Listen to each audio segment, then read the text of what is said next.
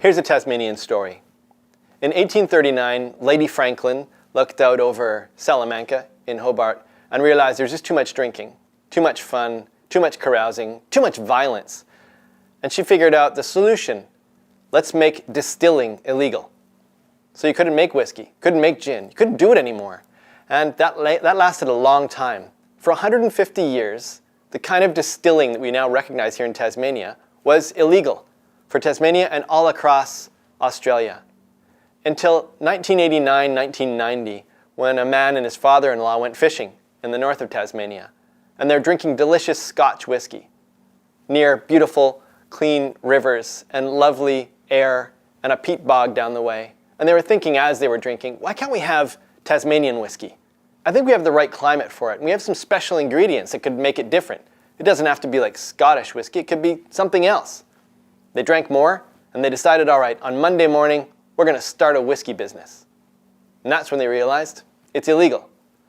But Tasmania being Tasmania, they had some connections in Canberra and in the Parliament in Tasmania, and very quickly they realized if they just start making whiskey in their kitchen table, that will trigger legislation. Either they'll go to jail, or they'll have an industry. Well, it turned out they had an industry. They changed legislation for all of Australia in order for Bill Lark to start making whiskey. And it did taste good. It tasted different. As he was making more and more of it and getting better, he took it to the Tasmanian Club and asked them, hey, maybe for some investment into this little industry so we could scale and take it to the world. And they all told Bill, no way, we're not going to give you any money. And here's why. You don't understand this small little thing you're doing. You can't compete against the big marketing machine of America and Europe. It'll never happen. Japan's way ahead of you. It won't work. And this is 1989, 1990. They also said no one associates Tasmania with those premium brands. No one's going to spend $150 or $200 on a Tasmanian bottle of whiskey. But go ahead and do it anyway. Have some fun. He said thank you, and that's what he did. He did it anyway. He started building a whiskey business. And as it got better and better, and people tasted it, they wanted to be a part of it as well. So they wanted to quit their jobs at the government or wherever they worked and start a whiskey business or a gin business or a vodka business. And they asked him for help.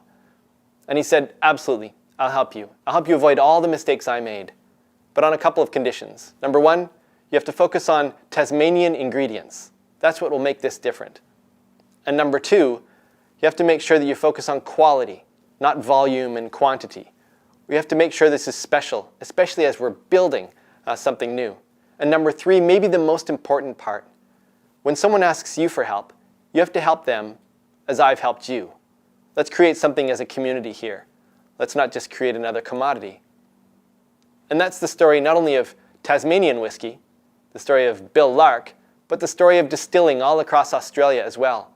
Now it's a big industry here in Tasmania and around Australia, and we led that at that moment in 1989, 1990. And that example shows the Tasmanian brand, the Tasmanian story in miniature. It has all those elements I talked about earlier. There was a mythological beginning in 1839 where Lady Franklin said, no, it's illegal. That was a problem that Bill had to solve, among other problems. No one would give him any money. This was an industry that didn't exist. There were no customers. So outlining the problem in the very beginning is really important. And then Bill's decision to solve it as well, just clearing everything off his kitchen table and taking a risk. Taking a risk is a wonderful thing to have in your story. How did whatever it is you're talking about, how did it start? The founder's story is always really important and something for you to consider as you're building your stories, the ones you love to tell.